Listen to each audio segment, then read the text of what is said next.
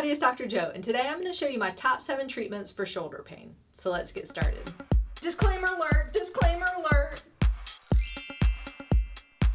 So one of my favorite treatments for shoulder pain are pendulums. Pendulums are a great way to kind of get your shoulder moving, open up that joint space, get it relaxed, get some of that pain out of there. There's a couple different ways you can do the pendulums depending on what's causing your shoulder pain. If you just have general shoulder pain and you can actively move your arm, that's okay. But a lot of times, maybe after a surgery or a specific injury where you're not supposed to actively use your arm, you need to use your body to kind of get that movement. I'm going to show you kind of a little combination where not after a surgery, but you're just having some pain and you want to relax it. So you can also use a little weight in your hand to help open up that joint.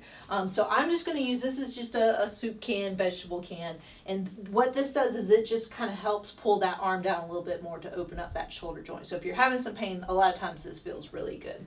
So with the pendulums, you're going to start off with just circles. Normally a true pendulum, you're using your body weight to kind of move your arm. So you're not actively doing it to make the circles. So you really have to just kind of make big circles with your hips and your legs. Do 10 one way, kind of reverse, and do 10 the other way. If you just have some pain and you know it's not a severe injury, you can kind of actively move your arm as well. That's okay, but just make sure you're not on any precautions where you're not supposed to actively do it. Then the next one is just a side to side. So same kind of thing, doing it mainly passively, using your whole body. Just this really does a good job of opening up that joint. But if you don't have any precautions, you can actively move that a little bit with your arm back and forth. And so this feels really good. It's just a gentle pull to kind of help relax those muscles and get some of that pain out of there. And then the last one for the pendulum is then just a front to back. So same thing, kind of rocking with your whole body. If it's okay to actively do it, you can kind of swing it a little bit as well. But a lot of times if you're having pain, doing it passively, just letting your body do the work is really what's going to make it feel the best.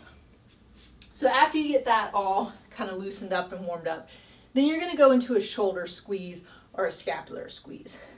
It sounds pretty easy, but again, you want to make sure you're doing the technique right instead of just kind of squeezing your shoulder blades back or pushing your elbows back to squeeze your shoulder. What you want to do is imagine my hand is right on your spine in the center of the back. And what you want to do is take your shoulder blades and squeeze them together with your muscles. You're using your muscles to squeeze it back. And you want to keep your shoulders down. So it's not this, but it's really going back this way. Some people use their elbows to squeeze back a little bit, but if you feel like you're just using your elbows and not your muscles, then try not to use your elbows. But you really want to squeeze those shoulder blades together, keeping those shoulders down. So again, not coming up like this, but squeezing back like that. So sometimes to start off, using your elbows helps kind of get that squeeze, because sometimes if there's pain and tightness, those shoulder blades don't really want to move. But I would just start off with 10, maybe 2 sets of 10. Depending on what your injury is, you can kind of progress from there. So then the next one is just shoulder circles. So now you are kind of taking those shoulders up and down. So you're just making big circles at the shoulders, kind of coming up, then opening up your chest, going back and around. So just 10 one way, and then make sure you reverse it and then go back the other way. This one's usually a little bit harder, but it shouldn't be too hard to do. So 10 one way, 10 the other way. You can do these a couple times a day, but again, it really depends on your injury. So you might want to ask your doctor or physical therapist, since I don't know what your injury is. So now we're going to go into some strengthening exercises. A lot of times when you're doing strengthening exercises and you already have some shoulder pain, sometimes it does increase the pain a little bit. Now, I'm not talking about sharp shooting pain that you shouldn't be doing the exercise pain, but kind of that achy pain, a little bit deep in there, working the muscles kind of pain. Sometimes that's in there. And a great way to kind of help calm that down while you're doing the exercise is using a TENS unit. And I think a lot of people don't know that you can use the TENS unit and exercise at the same time, but you can. So I'm going to show you a couple of the exercises with a TENS unit on. And the folks at Easy at Home sent me their TENS unit, which is the EHE009. And so this is a really cool unit. It's nice and simple. It's nothing fancy to it, but it does the job, and it's not very expensive, so you can get one and just put it on. If you're interested in purchasing the unit, make sure and click on the link up there. So with TENS units, it has 2 channels for your option. You can use 1 channel or you can use 2 channels. 1 channel has 2 electrodes, 2 has 4. I usually like using the 4 electrodes because then you can cross it around the pain. You want to make sure the channels are crossing, so then it goes through the area here. But you can use 2. That's usually for more of a specific area of pain. But if you just have general shoulder pain where it's kind of, hurting in here, maybe not a specific spot like a biceps tendonitis, I would use 4. You can use the 2 right there for just 1 channel if you want to. But what I'm going to do is I'm going to do the 4. So 1 channel is going to be 1 there, and then I usually kind of like then to put it up here a little bit higher up. You can get it a little bit closer to the neck if you want to. I'm just going to put it right there for this purpose. And then I would cross it, so then I go in a little bit towards the pec area and then cross it, maybe go back a little bit here. It doesn't have to be exact. The placements don't have to be exact, but you do want those channels crossing. So see, when the currents start flowing, it's getting kind of that area right in there.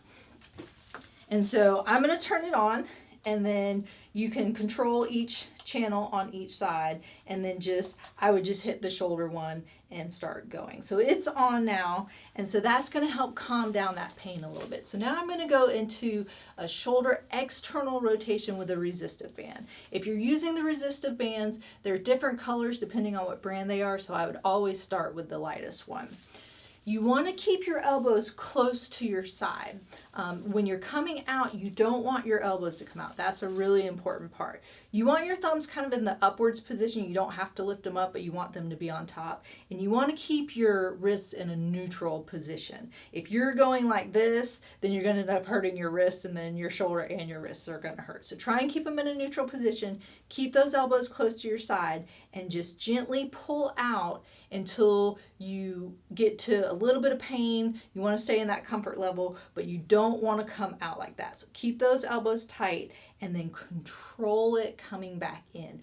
That is as important, if not more important. You want to control that band going out and coming back in. If you're just doing this, you're, 1, probably going to hurt yourself more, and 2, you're not really getting an exercise. So when you're doing resistive bands, be a little careful, because while you're doing it, sometimes it doesn't hurt, it's not sore, but you might feel a little sore later. So again, I would just start with 1 or 2 sets of 10, 1 to 2 times a day, and if that becomes easy, you can slowly start progressing it. If you get to 20, 25 and it's easy, then you can increase your resistance of the band. So then the next one is going to be a lat pull down. So you want to anchor it up top somewhere. So I've anchored my band on the ceiling. You don't have to anchor it on the ceiling. You can anchor it on top of a door. Just put a little knot in there and close the door. But make sure that you have a pretty good angle to get the lat pull down. So this is going to be a little bit different where you're not doing a full lat pull down. You want to use your shoulder blades or your scapula to kind of pull it down to get all those depressing muscles the muscles that depress the scapula. And a big part of that is the lats. But you really want to focus on all those smaller muscles too, not just the big lat muscles. So what I'm going to show you, I'm going to turn around so you can kind of see what I'm doing, that I'm not doing a full pull. I'm just going about halfway and then doing the rest with the scapula or the shoulder blades. So you want to just kind of get into the position where you're going to do like a lat pull down this way. But once you get to about right here, then you're doing the rest with your shoulder blades. So you're really coming just a little bit and getting that pull down. So it's kind of a downwards and an in motion to get those muscles down there lower that don't always get worked. So again, you can do a full lat pull down to help, but you really want to get those smaller muscles too, where you're just squeezing down and coming back up. And sometimes it takes a little bit to get it figured out because you might not do that very often, but that really helps stabilize those shoulder blades, and that's what you want. So again, just 1 to 2 sets of 10 couple times a day. If you get to 20, 25 and it's easy, then you can go up on a higher resistive band, but make sure that you're not doing a whole lot because it's easy at the time and then get really sore, painful afterwards. So the last ones are going to be down on the floor. Oh, hey up there. So the next one is going to be snow angels. You can do snow angels on the floor. You can also do them against the wall, but I like when you're trying to learn how to do snow angel, I like it on the floor a little bit better because you have gravity to help you out. So snow angels look easy, but if you do them correctly, they're actually pretty tough. What you're going to do is with your arms is kind of going to look like you're making a snow angel. When you start down here, you want your shoulder blades and your arms, your elbows, and your whole hand completely on the floor or the wall. And you're just going to start coming up, but you want to keep everything on the floor. If your arms start coming up, your elbows start coming like you go like this because there's some tightness, then don't keep going. Come back down, because the goal is to be able to get that whole range of motion with everything on the floor, including your shoulder blades, elbows, hands, arms, and everything. So really just coming up and down. If you can, make sure you put your back and your hips into a pelvic tilt as well. So everything you're just trying to kind of push down into the floor or onto the wall. And you can do a little chin tuck as well. My ponytail's getting a little bit in the way. But that's what you want to do. You want to keep everything flat down. And if stuff starts coming up like this, then come back down. Don't try and take it all the way back up, because then you're no longer getting those stabilizer muscles in your shoulders working.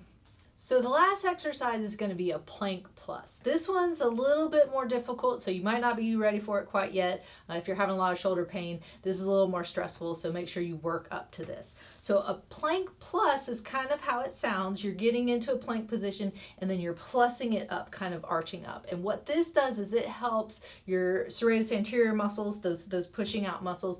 And I'm going to show you a way to put your arms so you can get your lower traps as well. So it's a little bit different than just regular plank on your elbows. So what you want to do is when you come down into the plank, and you can start getting your arms in the position before you go into a plank. And this is, again, it might be a little uncomfortable, but you want your palms to be up.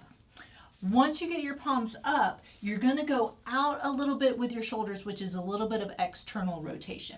You can do this on your knees doing a modified plank, but if you want to come up into the full plank, you can. Once you get into the plank, then you're going to do a plus, which is pushing up, kind of almost like you're trying to arch your back. So come down a little bit and arch up, and then come back down. So you should, it's almost like when you're doing the cat-cow or cat-dog, where you're arching up with the cat. That's the motion that you want to do. And by changing the positions of your shoulder a little bit, that helps activate some of the other muscles. With this being an involved one and having a lot of pressure on your shoulders, make sure that your shoulders and your elbows are in alignment, that you're not too far out or too far in. And just do a couple. You can see when I'm doing it, it's a little tough for me to do while I'm talking. So, I would just try one or two, see how you feel, and then you can slowly progress up from there if you're not having any pain with it.